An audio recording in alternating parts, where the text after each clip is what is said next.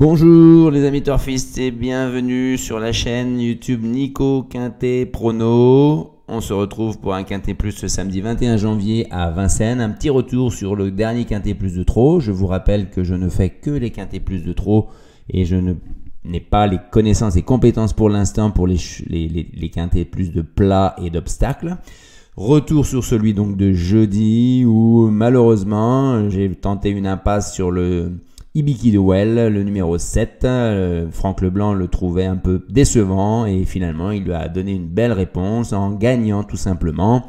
Donc il nous transperce tous nos jeux. Pas de regret de toute façon puisqu'il nous manquait également le 5e, le cheval sponsorisé par Barack Obama, Yes We Can.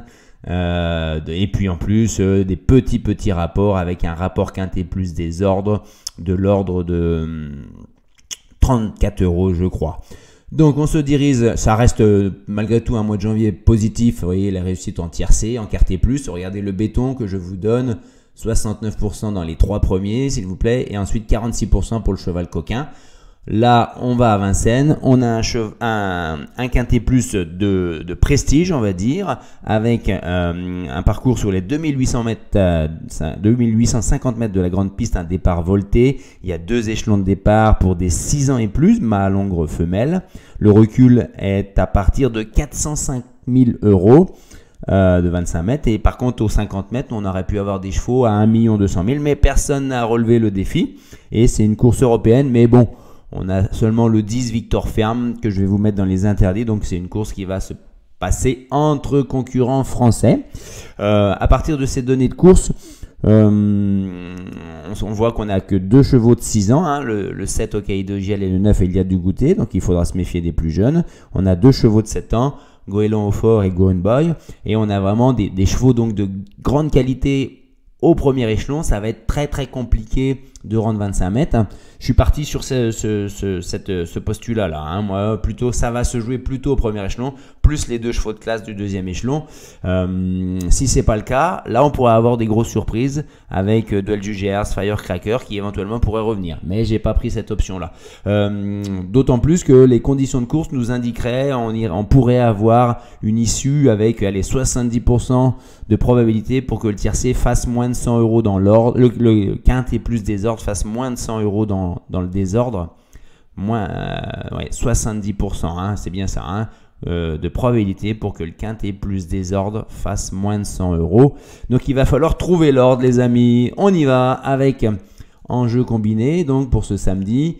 En base gagnante, béton, le 1 Goéland de Fort.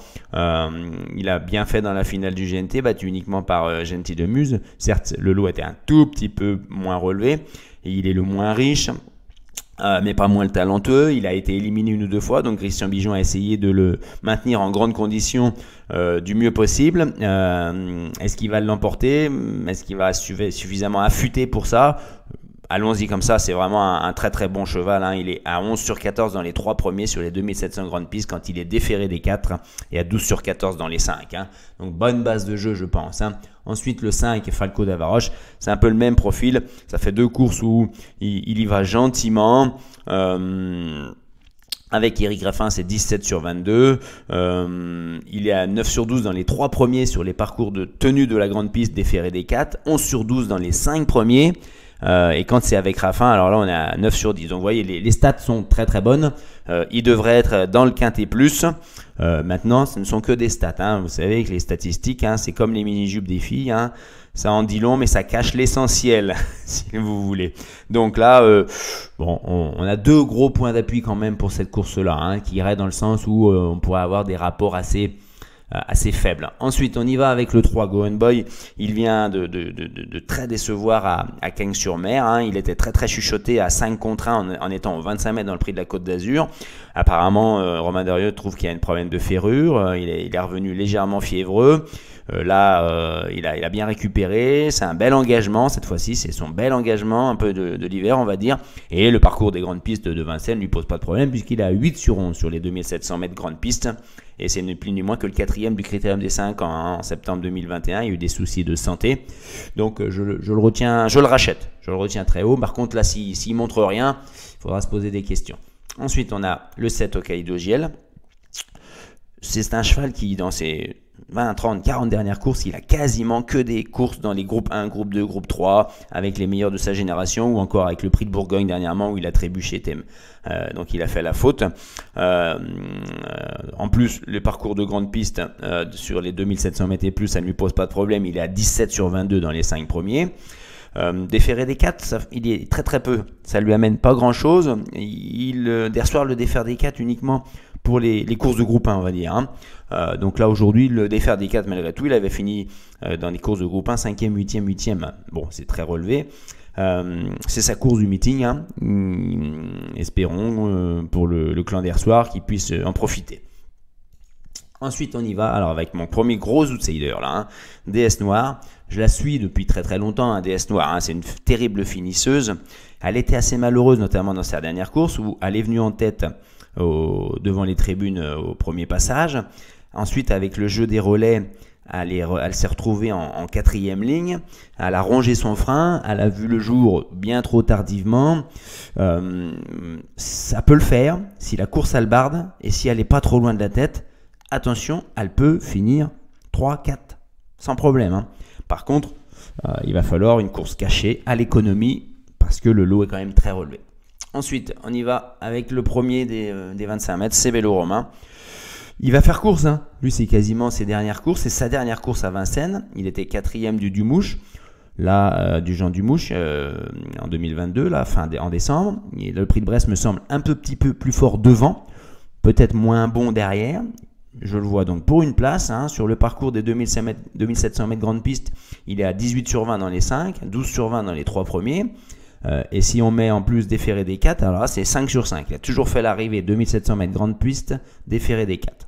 Donc pourquoi pas cette fois-ci encore pour sa dernière, ça serait une belle récompense.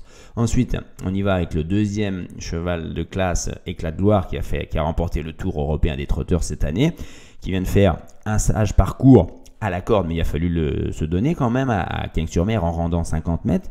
Il a eu des circonstances favorables, certes, mais bon, sur le parcours des 2700 mètres grande piste, il est à 9 sur 11 dans les 5 quand il est déféré des 4. Par contre, il est seulement 4 sur 11 quand il est dans les 3 premiers, hein. Donc ça veut dire qu'on peut l'envisager, comme je l'ai mis là, plutôt pour une 4-5e place. Il est sur la montante, c'est un objectif, mais c'est dur aux 25 mètres. Ensuite, on terminera avec le 9, Eliade Dugoutier. Elle rentre du 26 novembre. Elle a été non partante en décembre parce qu'elle a dû être malade. Donc, mais on fait confiance à Garato. Les chevaux qui rentrent chez Garato, ils sont prêts. Donc, moi, ce qui me fait la placer un peu plus basse, c'est le parcours. Les 2700 mètres grande piste, c'est 8 sur 12 dans les 5 premiers, mais elle est tellement meilleure sur les parcours de vitesse que là je la mets plutôt en bout de piste. Son dernier parcours, elle a fait bonne deuxième devant Inmarosa et ah merde, j'ai oublié le vainqueur, je suis désolé, mais c'était une course très très tactique qui a été bloquée par les deux Garato avec Idéal du Pommeau, voilà. Et dans cette course tactique, ils ont bloqué et ça s'est couru en 1,14 et fraction, je crois. Là, il faudra aller beaucoup plus vite. Elle en est capable, mais j'ai peur que ça coince, ou alors ça peut être tout ou rien. Soit elle est sur sa fraîcheur très très bien, elle est calée derrière les premiers et elle gicle dans la ligne droite et elle peut finir dans le couplet gagnant, hein. Ou alors elle montre vraiment des limites sur ce parcours-là face à une telle opposition. J'ai pris cette option-là, moi, hein. Ensuite, le regret, c'est bien sûr Firello, le Bazir. Moi, j'aimerais bien aimé qu'il nous montre autre chose que 3e en rendant 50 mètres en amateur. Certes, derrière du parfum, la ligne n'est pas mauvaise, mais c'est tout depuis son retour à la compétition. Et il avait fini 2e du GNT derrière Klingem. Donc, sur cette valeur-là, c'est sûr que ça lui donne une première chance. Mais j'ai voulu faire de la place aux 15 et 16, c'est un petit coup de cœur plutôt, hein. Mais sinon, mettez-le à la place du 15 ou du 16 par exemple, ou si vous ne voyez pas du tout DS Noire. Voilà. Ensuite derrière, c'est vrai que moi j'ai fait l'impasse sur Duel du Gers. J'aurais bien aimé mettre Firecracker également, parce que certes il reste sur 4 distancements de 8 entre les courses attelées et montées, mais il y avait un problème d'enrainement qui semble résolu, on va le réenraîner. C'était bien dans le prix des Cévennes le 3 novembre qui était fermé quand même à 1 200 000, il aurait fait jeu égal avec ce Bello Romain. Mais la course n'aurait pas bardé, il aurait pu peut-être venir prendre la tête assez rapidement. Là, je pense qu'ils vont s'évertuer à le faire finir. Mais il n'y a pas de place pour tout le monde, donc on verra bien. Voilà. Donc en béton, Goéland de Fort, ça je vous en ai déjà parlé pour finir dans les 3 premiers. Falco d'Avaroche, un ton légèrement en dessous, mais il peut finir également dans les 3, hein, mais je l'ai mis en copain seulement. DS Noir, Mocoquin, Bellecote, il l'annonce quand même à au moins 30 contre 1, il va y avoir. Hein. Ensuite, la déception, Charlie Delaunay. Charlie Delaunay, là, il est seulement déféré des intérieurs et dans ces conditions-là, il n'a pris qu'une 5e place en 2018 à Vincennes sur ses 10 dernières courses, hein, sur ses 6 dernières courses. Donc, il est fautif en ce moment. Il devrait gagner en confort en étant ferré des postérieurs, mais du coup, au détriment de la performance. Donc, ça sera non. Et ensuite, on élimine le 14 Chalimard de Guèze et le 10 Victor Ferme qui n'a rien montré, qui est mal engagé. À revoir. Et on se retrouvera samedi pour le Quintet Plus de dimanche à Vincennes. Attention, le prix de Cornulier, qu'on surnomme aussi le championnat du monde des trotteurs au trot monté. 18 partants, ça va être magnifique. À très bientôt. On s'abonne, on met un pouce et à très bientôt.